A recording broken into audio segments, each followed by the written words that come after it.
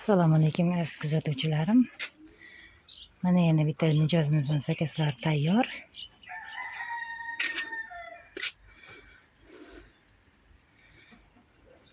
Matras super satin. 2 qavat bo'lgan, ichi qavilgan, usti jild. Ko'rpachalarimiz ham ichi qavilgan, usti jild chexolligi.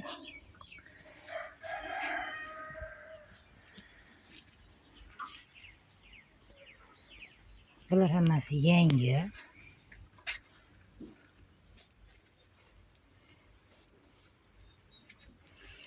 Kimga shunaqa restavratsiya xizmati kerakmi?